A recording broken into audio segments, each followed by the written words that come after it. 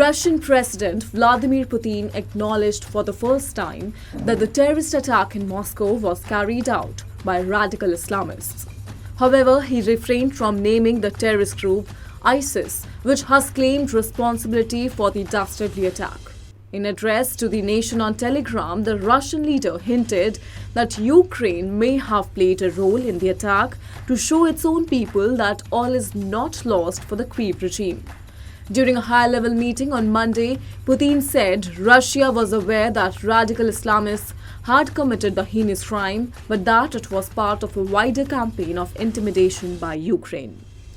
Despite growing evidence that the Islamic State's Afghan offshoot ISIS Khorasan was behind the attack, Putin made no mention of the Islamic State group's affiliation. In the meantime, Russia has arrested 4 terrorists accused of carrying out the terrorist attack in Moscow. However, Moscow stood by its claim that the perpetrators had tried to flee to Ukraine, suggesting Ukraine's involvement in the attack. Kyiv, however, denies any involvement in the attack and accuses Russia of making false claims to escalate the fighting in Ukraine. Putin said the US was trying to convince everyone that there was no Kyiv lead. Meanwhile, the United States said Putin knew that ISIS had carried out the attack. Following Israel's unexpected withdrawal of its high-level delegation to Washington, the White House has expressed its perplexed and disappointed stance. Earlier, Israeli Prime Minister Benjamin Netanyahu scrapped the scheduled Washington trip for his top aides Ron Dermer and Zaki Hanegbi. This move came in response to the United States' refusal from vetoing a UN Security Council resolution calling for an immediate ceasefire in Gaza for the rest of the month of Ramadan, that is 2 weeks, and the immediate and unconditional release of all hostages. Israeli Prime Minister Benjamin Netanyahu's office expressed strong disapproval, accusing the US of abandoning its previous position. US and UK authorities announced charges and sanctions against Beijing, alleging a widespread cyberespionage campaign impacting millions, including lawmakers, academics, journalists, and defense contractors.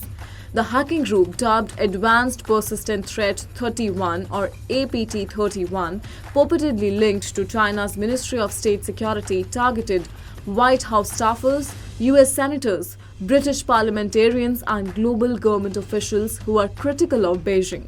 American officials cited victims including defense contractors, dissidents in various US companies including American steel, energy and apparel sector, as well as leading 5G technology providers.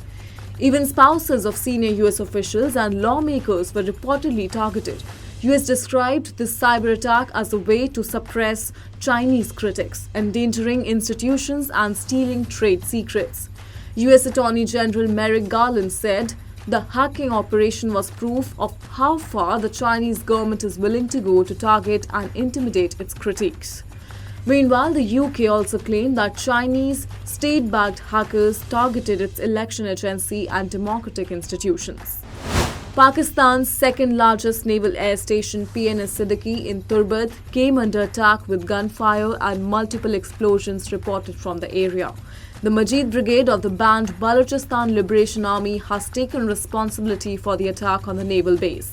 The brigade opposes China's investment in Balochistan, accusing both China and Pakistan of exploiting the region's resources. Meanwhile, Pakistani security forces responded by killing 4 insurgents in retaliation for the assault. Indian Coast Guard ship Samudra Pehredar, a pollution control vessel, is currently stationed in Manila Bay, Philippines as part of its overseas deployment to ASEAN countries. Equipped with specialized marine pollution control equipment and a Chetak helicopter in pollution response configuration, the vessel is designed to contain and recover spilled oil, enhancing pollution response operations. Arriving at Manila Bay on March 25 for a 3-day visit, the ship's presence aims to demonstrate India's marine pollution response capabilities and strengthen bilateral cooperation with the Philippine Coast Guard. This initiative reflects shared concerns and resolve towards combating marine pollution in the ASEAN region, as per the Defense Ministry statement.